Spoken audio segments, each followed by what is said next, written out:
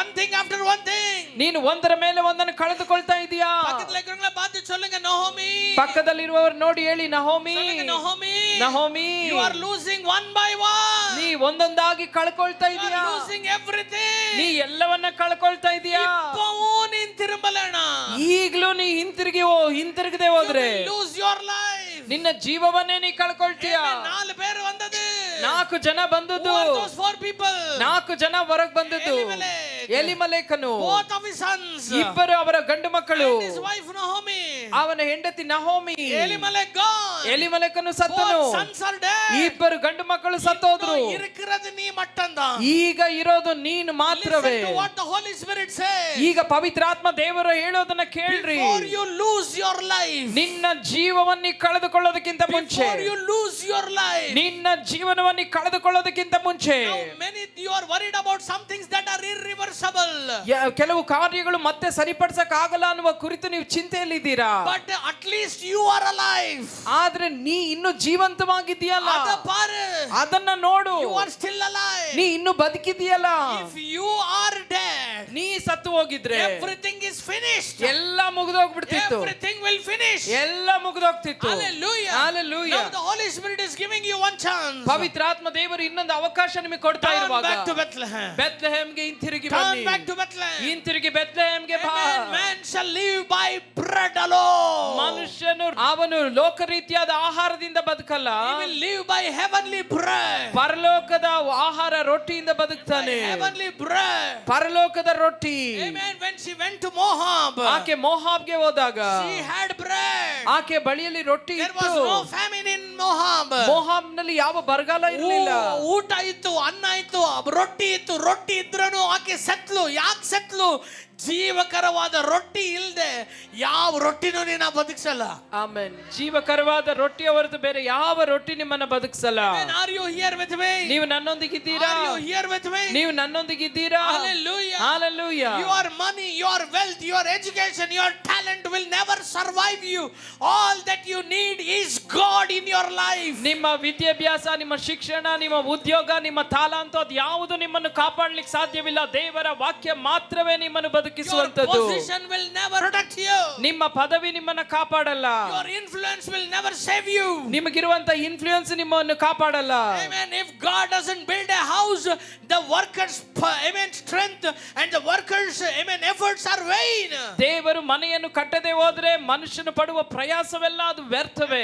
Amen சொல்றீங்க. ಎಷ್ಟು ಜನ ಆಮೆನ್ ಅಂತೀರಾ? ಎಲ್ಲರೂ சொல்லுங்க. Turn back to Bethlehem. ಎಲ್ಲರೂ ಹೇಳಿ ಬೆತ್ಲೆಹೇಮ್ಗೆ ಹಿಂತಿರುಗು. Turn back to Bethlehem. ಬೆತ್ಲೆಹೇಮ್ಗೆ ಹಿಂತಿರುಗು. Turn back to Bethlehem. ಬೆತ್ಲೆಹೇಮ್ಗೆ ಹಿಂತಿರುಗು. என்னதுங்க turn back to Bethlehem? ಬೆತ್ಲೆಹೇಮ್ಗೆ ಹಿಂತಿರುಗು ಅಂದ್ರೆ ಏನು? Go back to your Bible. ನಿಮ್ಮ ಬೈಬಲ್ ಬಳಿಯಲ್ಲಿ ಹಿಂತಿರುಗಿರಿ. Go back to the presence of God again. ದೇವ ಪ್ರಸನ್ನತೆಗೆ ಮತ್ತೆ ತಿರುಗಿ ಬನ್ನಿ. ಜನವರಿ 1ನೇ ತಾರೀಕಿಂದ ಅಂದವನು 1ನೇ ತಾರೀಕು ಒಂದೇನೆ ಹಂಗಿರ್ತಾನ್ರಿ. ಜನವರಿ 1ನೇ ತಾರೀಕಿಂದ ಅನ್ನೋನು ಜನವರಿ 1ನೇ ತಾರೀಕು ಮಾತ್ರ ಆಗಿರ್ತಾನೆ. Time to prepare yourself. ಇದು ನಿಮ್ಮನ್ನೇ ಸಿದ್ಧಪಡಿಸುವಂತ ಸಮಯ. Hallelujah. Hallelujah. உங்க பைபிள் உங்களுடைய உசுராய் மாறணும். ನಿಮ್ಮ ಬೈಬಲ್ ನಿಮ್ಮ ಉಸಿರಾಗಿ ಮಾರ್ಪಡಬೇಕು. When you are suffocating, ನಿಮಗೆ ಉಸಿರಾಟಕ್ಕೆ ತೊಂದರೆ ಆಗುವಾಗ you will have a oxygen support ಇಲ್ಲ? ನಿಮಗೆ ಆಕ್ಸಿಜನ್ ಸಪೋರ್ಟ್ ಕೊಡ್ತಾರಲ್ವಾ? When you couldn't survive in this world, ಅಲ್ಲಿ ನಿಮಗೆ ಬದುಕಲಿಕ್ಕೆ ಕಷ್ಟವಾಗಿದ್ರೆ take that heavenly oxygen. ಪರಲೋಕದ ಈ ಒಂದು ಆಕ್ಸಿಜನ್ ನ ತೆಗೆದುಕೊಳ್ಳಿ. It will never let you die. ಇದು ನಿಮ್ಮನ್ನ ಸಾಯೋದಕ್ಕೆ ಬಿಡಲ್ಲ. It is 24/7. ಇದು 24x7. எவ்வளவு பேர் ஆமென் சொல்றீங்க? ಎಷ್ಟು ಜನ ಆಮೆನ್ ಅಂತೀರಾ? I command every spirit that are against the word of God, that are against, amen, God's people from meditating God's word, I command it to leave this place in Jesus' name. ದೇವರ ವಾಕ್ಯಕ್ಕೂ ದೇವರ ವಾಕ್ಯವನ್ನು ಧ್ಯಾನಿಸದಂತೆ ತಡೆ ಮಾಡುವ ಎಲ್ಲ ಸೈತಾನನ ಕಾರ್ಯವು ಈ ಸ್ಥಳದಿಂದ ಬಿಟ್ಟೋಗಲಿ ಅಂತ ಆಜ್ಞಾಪಿಸ್ತೇನೆ. I command every spirit of antichrist in the name of Jesus, leave God's people. ಕ್ರೈಸ್ತ ವಿರೋಧಿಯ ಆತ್ಮವೇ ಯೇಸುವಿನ ನಾಮದಲ್ಲಿ ಆಜ್ಞಾಪಿಸ್ತೇನೆ, ದೇವ ಜನರನ್ನು ಬಿಟ್ಟೋಗು. Every spirit of slumbering, ಎಲ್ಲ ಒಂದು ಸೋಮಾರಿತನದ ಆತ್ಮ, every spirit that makes amen, meditating God's word as something difficult. ದೇವರ ವಾಕ್ಯವನ್ನ ಧ್ಯಾನಿಸುವುದು ಕಷ್ಟಕರವಾಗಿ ಮಾರ್ಪಡಿಸುವಂತ ದುಷ್ಟಾತ್ಮ. Every spirit that makes ununderstandable, amen, to the word of God. ದೇವರ ವಾಕ್ಯವನ್ನು ಗ್ರಹಿಸಲಾರದಂತೆ ಅರ್ಥ ಮಾಡಿಕೊಳ್ಳಲಾರದಂತೆ ಮಾಡುವಂತ ಎಲ್ಲ ದುಷ್ಟಾತ್ಮ. I command it to leave God's people right now in Jesus mighty name. ನಾನು ಆಜ್ಞಾಪಿಸ್ತೇನೆ, ದೇವ ಜನರನ್ನು ಬಿಟ್ಟೋಗು ಯೇಸುವಿನ ನಾಮದಲ್ಲಿ. Amen. Even there is something, amen, the block. ಒಂದು ತಡೆಗಳಿರುವ ಸಮಯದಲ್ಲಿ There will be no flow of water. ಅಲ್ಲಿ ನೀರು ಹರಿಲಿಕ್ಕಾಗಲ್ಲ. In the mighty name of Jesus, we are going to break those blocks. ಬಲವಾದ ಯೇಸುವಿನ ನಾಮದಲ್ಲಿ ಆ ತಡೆಗಳನ್ನು ನಾವು ಮುರಿದಾಕ್ಲಿಕ್ಕಿದ್ದೇವೆ. In the name of Jesus Christ of Nazareth. ನಜರೇತಿನ ಯೇಸುವಿನ ನಾಮದಲ್ಲಿ Every hindrances for me to meditate God's word, ದೇವರ ವಾಕ್ಯವನ್ನ ನಾ ಧ್ಯಾನಿಸಲಿಕ್ಕಿರುವಂತ ಎಲ್ಲಾ ತಡೆಗಳು I destroyed in Jesus name. ಯೇಸುವಿನ ನಾಮದಲ್ಲಿ ನಾನು ಅದನ್ನು ನಾಶಪಡಿಸ್ತೇನೆ. I come against every spirit of darkness ಎಲ್ಲ ಕತ್ತಲೆಯ ದುಷ್ಟಾತ್ಮಕ್ಕೆ ವಿರುದ್ಧವಾಗಿ ನಾ ಬರ್ತೇನೆ. that are stopping me, ನನ್ನನ್ನು ತಡೆ ಮಾಡ್ತಾ ನಿಲ್ಲಿಸ್ತಾ ಇರುವಂತ, amen, that is bringing, amen, another slumbering in me. ನನ್ನಲ್ಲಿ ತೂಕಡಿಸುವಿಕೆಯನ್ನು ತರುವಂತ ದುಷ್ಟಾತ್ಮ, Every spirit that discourages me to read God's word, ದೇವರ ವಾಕ್ಯವನ್ನು ಓದದಂತೆ ನನ್ನನ್ನು ನಿರುತ್ಸಾಹಪಡಿಸುವಂತ every ದುಷ್ಟಾತ್ಮ, spirit that makes me busy to read God's word, ದೇವರ ವಾಕ್ಯವನ್ನು ಓದದಂತೆ ನನ್ನನ್ನು ವ್ಯವಸ್ಥಿತವಾಗಿ ಬ್ಯುಸಿಯಾಗಿ ಇಡುವಂತ ಎಲ್ಲ ದುಷ್ಟಾತ್ಮ,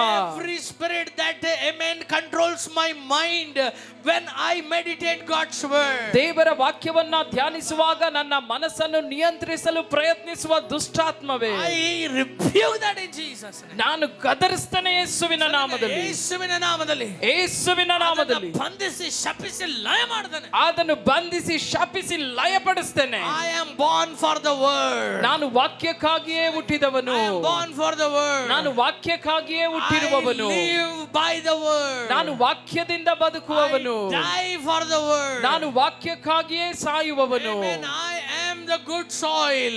ನಾನು ಉತ್ತಮವಾದ ನೆಲ. And the word is the good seed. ನನ್ನೊಳಗೆ ಉತ್ತಮವಾದ ಬೀಜ ದೇವರ ವಾಕ್ಯ. Amen. We two are made for each other. ನಾವು ಒಬ್ಬರಿಗೊಬ್ಬರು ನಾವು ಉಂಟು ಮಾಡಲ್ಪಟ್ಟವರು. Amen. We are made for each other. ನಾವು ಒಬ್ಬರಿಗಾಗಿ ಒಬ್ಬರು ಉಂಟು ಮಾಡಲ್ಪಟ್ಟವರು. In the connection.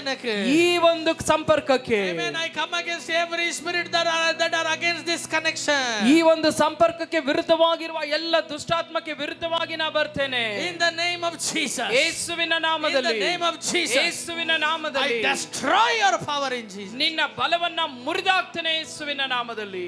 I prophesy. ನಾ ಪ್ರವಾದಿಸ್ತೇನೆ. When you go home, ನೀವು ಮನೆಗೆ ಹೋದಾಗ, oh, you will enjoy the day with the word. ನೀವು ದೇವರ ವಾಕ್ಯದೊಂದಿಗೆ ನೀವು ಆನಂದಿಸ್ತೀರಿ. When you go and sleep, ನೀವು ಹೋಗಿ ಮಲಗುವಾಗ, even in the midnight, the word will call you. ಮಧ್ಯರಾತ್ರಿಯಲ್ಲಿ ಆ ವಾಕ್ಯ ನಿಮ್ಮನ್ನು ಕರೀತದೆ. Psalms 119 says, ಕೀರ್ತನೆ 119 I ಹೇಳ್ತದೆ, will be awake in the midnight, ಮಧ್ಯರಾತ್ರಿಯಲ್ಲಿಯೂ ನಾನು and I ಎದ್ದೇಳ್ತೇನೆ, will meditate on your law. ನಿನ್ನ ಧರ್ಮಶಾಸ್ತ್ರವನ್ನ எவ்வளவு ಧ್ಯಾನಿಸುವವನಾಗಿದ್ದೇನೆ. பேர் சொல்றீங்க அப்படியா நான் மாற போறேன்? ಎಷ್ಟು ಜನ ಹೇಳ್ತೀರಾ ಆ ರೀತಿ ನಾ ಮಾರ್ಪಡ್ತೇನೆ. She came back to Bethlehem. ಹಿಂತಿರುಗಿ ಬೆತ್ಲೆಹೇಮ್ಗೆ ಬನ್ನಿ. God sent Boaz. ದೇವರು ಬೋವಾಜನ ಕಳಿಸಿದ್ರು. உன் வாழ்க்கைய மாற்ற, ನಿಮ್ಮ ಜೀವಿತವನ್ನ ಮಾರ್ಪಡಿಸಲಿಕ್ಕೆ, ಲೈಫ್ல ಆയിരിக்கிற பிரச்சனைக்கு ರಿವರ್ಸ್ ಆಕ, ನಿಮ್ಮ ಜೀವಿತದಲ್ಲಿ ಉಂಟಾದ ಸಮಸ್ಯೆಯನ್ನೆಲ್ಲ ಮತ್ತೆ ರಿವರ್ಸ್ ಮಾಡ್ಲಿಕ್ಕೆ, all the worldly doors may be closed, ಎಲ್ಲ ಲೋಕ ರೀತಿಯಾದ ದ್ವಾರಗಳು but God ಮುಚ್ಚಲ್ಪಟ್ಟಿರಬಹುದು, has thousands of doors to open for you. ಆದ್ರೆ ದೇವರು ನಿಮಗಾಗಿ ತೆರಿಲಿಕ್ಕೆ ಸಾವಿರಾರು ಮಾರ್ಗಗಳಿದೆ. Amen. How many of you believe? ಎಷ್ಟು ಜನ ನಂಬ್ತೀರಾ?